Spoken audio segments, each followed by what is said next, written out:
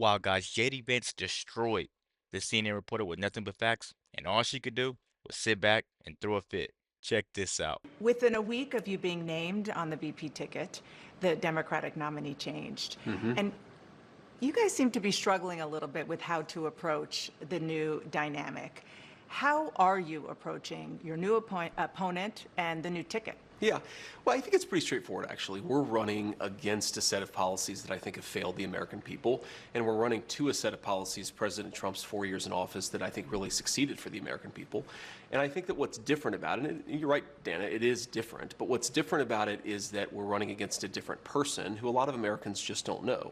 And so I think we have to remind people that President Trump delivered lower prices, lower inflation, a prosperous and peaceful world, and also a secure border. And Kamala Harris's policies have produced the exact opposite. Now, that was an easier case to make when Joe Biden was in there because people associate Joe Biden with the policies. But I think Kamala Harris clearly owns the policies of the Biden-Harris administration, especially when we consider the fact that, as we've all learned over the last few months, Joe Biden clearly isn't capable of doing the job. And so I think that drives home that Kamala Harris really has been the one calling the shots. I mean, how could she not? I think Joe Biden doesn't really know where he is. Kamala Harris has been calling the shots. As who? Well, I think she has to have been, right? Because if she's not calling the shots, Dana, then who is? And I do think it drives home something that's fundamentally dishonest about the way that Vice President Harris and also a lot of senior Democrats have approached this. If you remember, for months, even years, the argument was that Joe Biden was sharp, he could clearly do the job.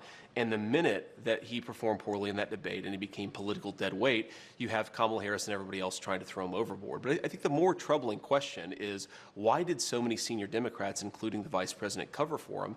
And if Joe Biden wasn't capable of doing the job, as even a lot of Democrats say now, was Kamala Harris in charge or was somebody else in charge? And that's a real issue. There's no evidence that Kamala Harris threw him overboard. But I want to move on to something that Governor Walz has called you and Donald Trump, and that is weird. Sure. And it is taken off. The New York Times reports that when Donald Trump was asked about it, he said, "Not me, they're talking about JD." Well, certainly they've levied that charge against me more than anybody else, but I think that it drives home how they're trying to distract from their own policy failures. I mean, look, this is fundamentally schoolyard bully stuff. They can accuse me of whatever they want to accuse me of. As Harry S. Truman once said, if you can't take the heat, stay out of the kitchen. And I'm doing this because I think that me being vice president will help improve people's lives. So I accept their attacks, but I think that it is a little bit of projection, Dana. If you think about just take a couple of days ago. Tim Walz gives this big speech. He's been announced as the VP nominee. And I remember when I had just been announced as the VP nominee, I gave my big speech and I saw my wife and I gave her a big hug and a kiss because I love my wife and I think that's what a normal person does. Tim Walz gave his wife a nice, firm Midwestern handshake and then tried to sort of awkwardly correct for it. So I think that what it is two people, Kamala Harris and Tim Walz, who aren't comfortable in their own skin because they aren't comfortable with their policy positions for the American people. And so they're name calling instead of actually telling the American people how they're going to make their lives better. I think that's weird, Dana, but look, they can call me whatever they want to. You're saying Tim Walz doesn't have affection for his wife? I don't even understand that. I said that he acted weird, which he did, on a national stage in front of his wife and in front of millions of Americans who presumably were watching at home. And I think that it's projection, Dana. Look, I think this election should be about who's going to solve the inflation crisis, who's going to make groceries and housing more affordable, who's going to secure that southern border. Kamala Harris's record is that she supported all the policies that made that problem worse, Dana. We're trying to say we're going to take the country in a different direction. I really think that it's important to point this out, Dana. Their entire campaign has not been about, here's our policy for how we're going to make your life better, or here's what's wrong with Donald Trump and JD Vance's policy. So that's exactly why a lot of people are switching, actually, are straying away from the Democrats. Why? Because you get on there and you literally see, how do I put this in like the most calm? Because I really could just turn up, man, and just let pour my heart out, but I don't want to do that because so I start cursing and then they take the video down. But the way I want to say this, people are switching over because JD Vance and Trump, they actually have a plan. They have good policies. They have a way. And core promises, the 20 core promises were good. They have a way that they're going to work everything out, though. Then you go over and you look at Kamala Harris and you're kind of like, yeah, is that a girl twerking on stage at a rally? Okay. Is she running away from the podium? Okay, another red flag. Okay, she's been secretly running the show and she's knew Biden health has been bad this whole entire time. Okay, can you really trust this woman? Oh no, no, you can't. So what are you doing? You're switching over to be a Re Republican. I almost cursed. You're switching over to be a Republican. These are some of the darkest times that we are gonna experience for a long time, and we're gonna experience some more if she gets in office. It is bad, and people don't even realize how bad it actually is. That is the worst part. How bad it is, and people don't realize people are still asleep. Let's keep going, man. This is insane. Like, just wake up. Policies. We're going to name call and hope that you don't notice that we don't have an agenda. That is the entire Democrat approach to this election. They have done both. They have both policies, and they are trying to define you Dana, as well. if you go to Kamala Harris's campaign page right now, they still don't have a policy. Well, let's talk about policy positions versus about what they're going to do. I think that's really insulting to Americans. You started out talking about the policies Please. in this interview, but you have been on the campaign trail questioning Tim Walz's military record. You say it was shameful that Governor Walz retired from the military before his unit deployed to Iraq.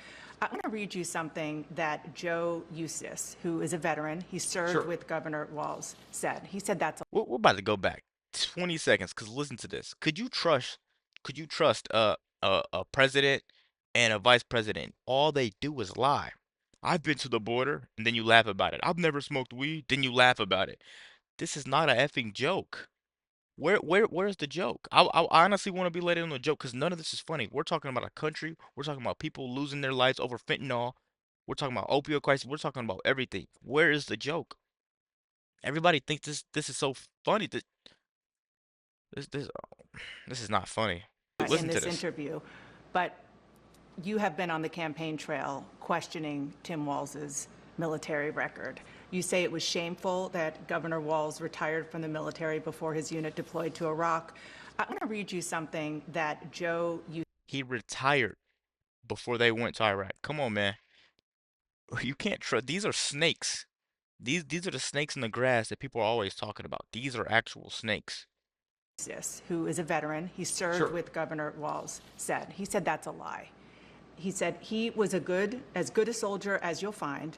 I'm not trying to defend him. I hope people don't think that. What I'm trying to do is defend someone who served his country. I'm not voting for him. I'll campaign against him, but I don't think it's fair to characterize his service the way they have.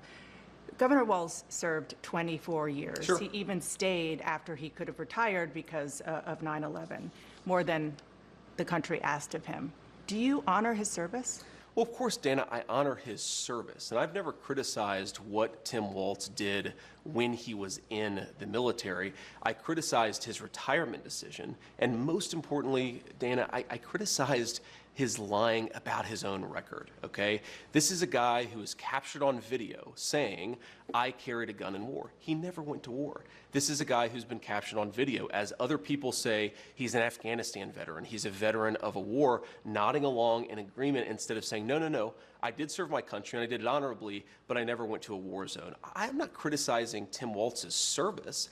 I'm criticizing the fact that he lied about his service for political gain, Dana. Now, I served in the United States Marine Corps, and you know this.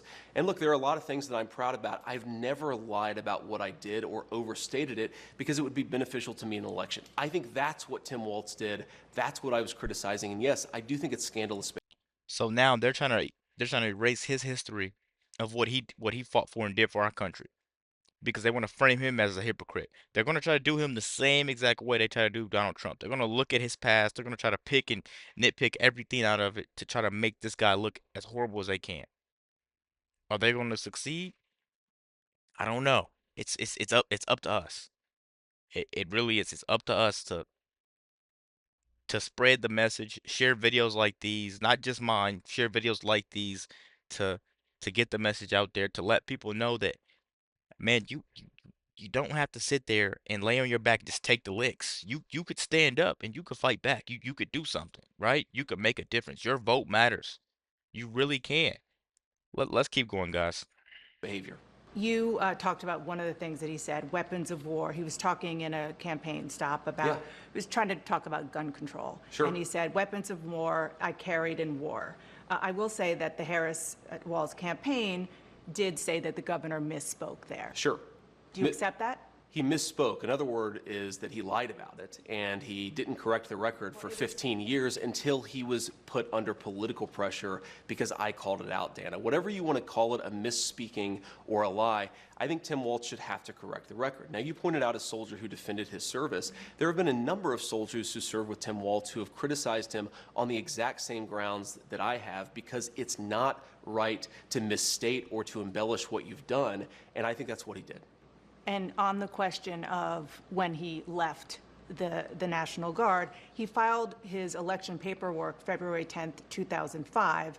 That was a month before the National Guard even announced that it was possible that they would deploy to Iraq, and it ended up being 2 months. He retired 2 months before they actually got the paperwork. But on CNN last night, Dana, one of the people who was actually in charge of him said they knew they were going to deploy to Iraq in February of 2004. So, or excuse me, fall.